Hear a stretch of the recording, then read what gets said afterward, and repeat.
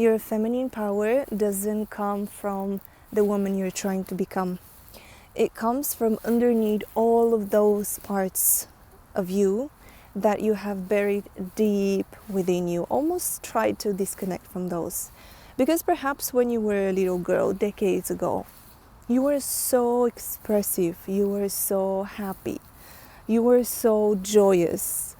And for some reason, somebody said something to you about the way you express yourself, the way you carry yourself.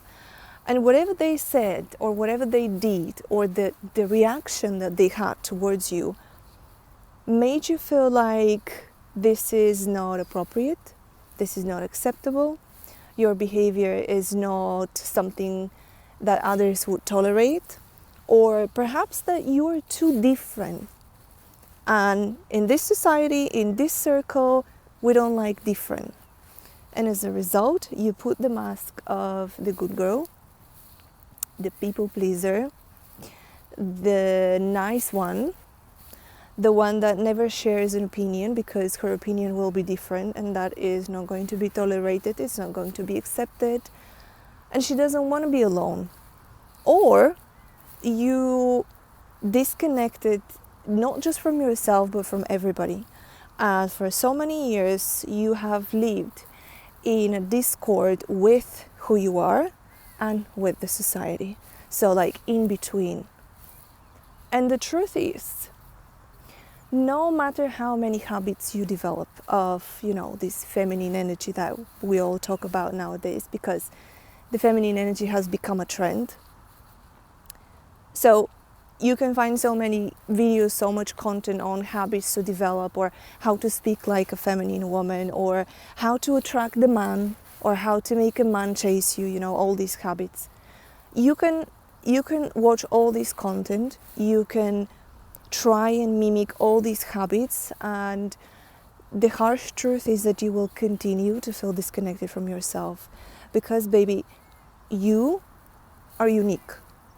No other woman can tell you what habits you should develop in order to feel like a goddess, or in order to communicate in a feminine way, or to attract the man of your dreams. If anything, all of those, they're deeply rooted in your own blueprint, energetic blueprint. This is who you are. This is your divine feminine purpose. This is the way you relate to yourself. This is the way you interpret your emotions, the way you read your signs, the signs your body gives you. And so how do you go about connecting with that version of yourself that you've suppressed and you have been suppressing for decades? Well, you need to think of yourself as like your best friend, as your friend that you literally share the same body with. Connect with your inner guidance. What do I mean? When you feel something, like you receive a download, you receive a message to go somewhere, to do something, to dress up in a certain way, don't question that. Just do it. Just do it and see where it takes you. That's step number 1. Responding to your intuition. Because what happens is, so many women that I've connected with, whether friends, over social media, clients, women I've worked with, so badly want to connect with their intuition. And yet when they receive a download, when they receive a nudge from their intuition, they don't answer because they're waiting for further confirmation. But that further confirmation only refers you back to the initial message that you received. Because this is how intuition works. You don't just ask for more guidance or for different guidance. You need to respond to the guidance you receive from within. Step number 1, that's intuition. Number 2 is your emotions.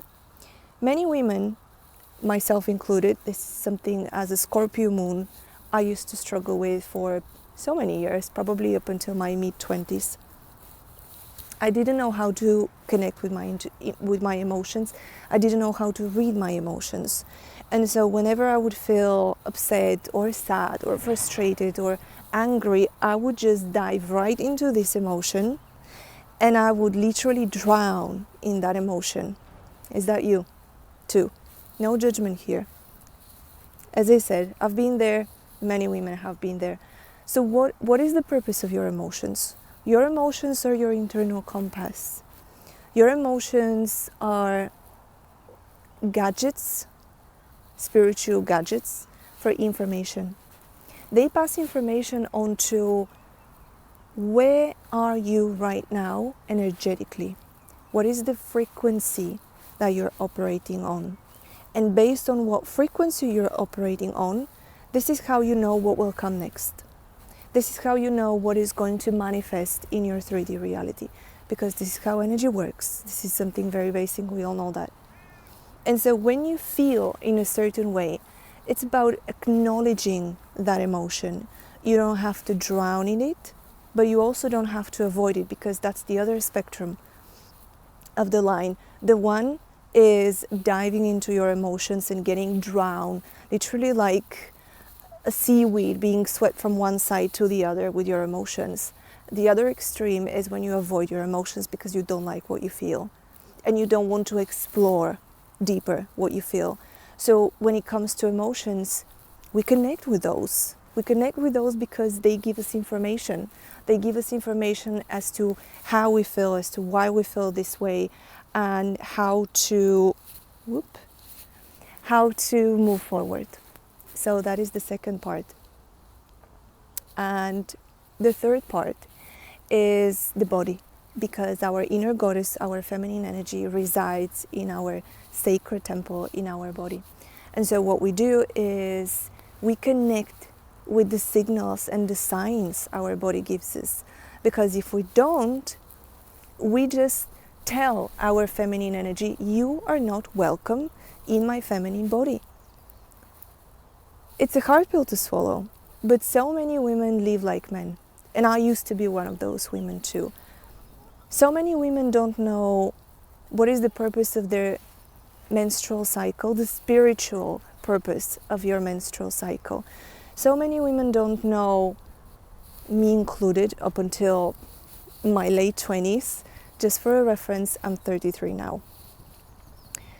So many women don't know the phases of their cycle and what each phase of your cycle conveys energetically, message-wise. What is the purpose of your menstrual phase? It's not just releasing blood.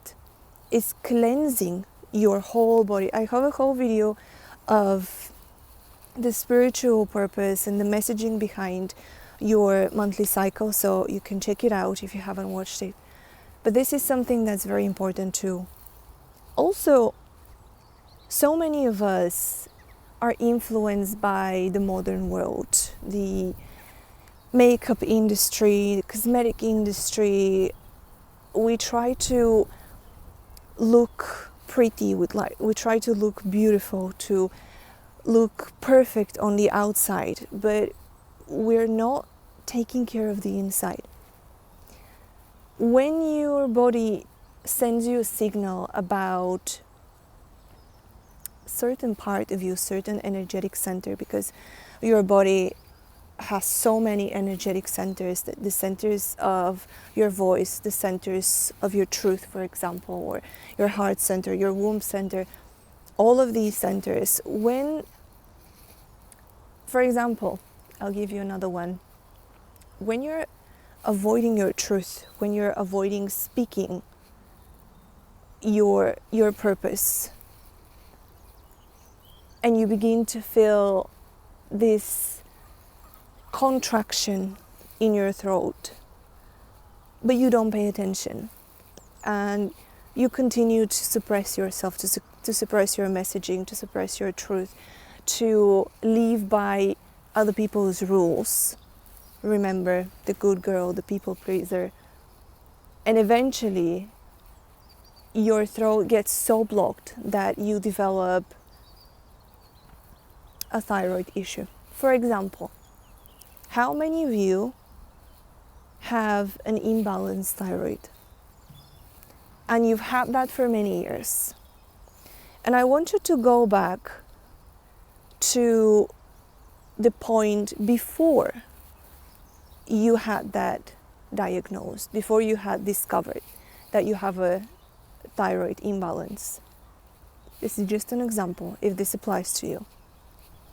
And so, up until this point, what was the thing, what was the messaging, what was the truth that you have been suppressing and you've been burying deep within you? You never spoke about that. Whether that was about anger, whether it was about sadness. There was either a massive event, maybe you've lost somebody in your life, or maybe you were treated so unfairly, or maybe you lived under the shadow of an older sibling or somebody else. Whatever the case was, you lived with internal anger, with internal frustration, with internal sadness. For so many years, you didn't speak your truth. You didn't voice out how you felt. You blocked your own truth. Yeah? Does that resonate? And this can be applied to any part of the body. Any part of the body. So many women that I have connected with recently have experienced and have been experiencing heavy periods, very heavy periods. PCOS, endometriosis, and all these feminine energy diseases. Where are they coming from? From living like a man, from living in a masculine world, from suppressing your womb wisdom, your truth, your intuition, your emotion, for trying to just suck it up and just continue with it, right? Or just be more disciplined. I have a beef with discipline. I do. As somebody who is ruled by Saturn, if you're an astrology woman, you know what I mean. I have a very disconnected description of what discipline is, or at least the way that it's being presented in our world nowadays. If you like discipline, and if this is a way how you would like to live your life by, why don't you change discipline with devotion? Can you see the difference? Can you feel the difference? Discipline, devotion. It's pretty much the same thing. However, the first one is the masculine, the second one is the feminine. The feminine cannot be disciplined. Can you tell this tree behind me? By the way, look how massive it is. Can you tell this tree to be disciplined and to grow in a specific way? Of course not. This is not how it works. And so, when you connect with your emotions, when you connect with your intuition, when you start to embody your feminine energy in your physical body by reading and interpreting every single sign your body gives you, baby, I promise you, you will feel like a goddess. And the thing is that this is just a disclaimer. When it comes to feminine energy, when it comes to like living from that effortless goddess, this doesn't mean that you will never have challenges or never have triggers in your life ever again. And I think this is a huge misconception when it comes to the feminine energy, that the feminine energy is just this princess-like vibe and we're just flowing and life is amazing. It is. However, challenges and triggers are part of your soul journey, because if you weren't going to be triggered ever again in your lifetime, in this human life experience, you wouldn't be here any longer, because it means that technically your mission and your purpose has been completed. And so the point I'm making here is, when you connect with all that, intuition, emotions, and body, you embody naturally who you are. This isn't about spending endless hours in therapy. This isn't about healing over and over and over and over again the same wound, because healing comes from frequency, and frequency is energy. We move with frequency and we heal with frequency. And so When you do that, you connect with parts of yourself that feel they were so far in the distance, and yet they feel so familiar. This is why it's said that coming back into your feminine is about remembering who you are. Yes, you remember. You remember that part of you that you suppressed decades ago. This is what we do in the 7-day grounding transmission. We bring our energy into our body. We integrate our inner goddess into our body. We use breath, specifically womb breath. We nudge and we guide our awareness into particular centers in our body where we want to feel expansion. And if this is where you are, you're more than welcome to join us. The link is down below, or if you want more information, you can DM me. But either way, allow yourself that journey of a goddess, not just by performing, not by trying to stick to specific habits, but by allowing yourself to just connect with that part of you that you blocked because you took too personally, you took as more important someone else's opinion about how you should live your life or about who you are. Sending you lots of love, and I'll see you in the next video. Bye.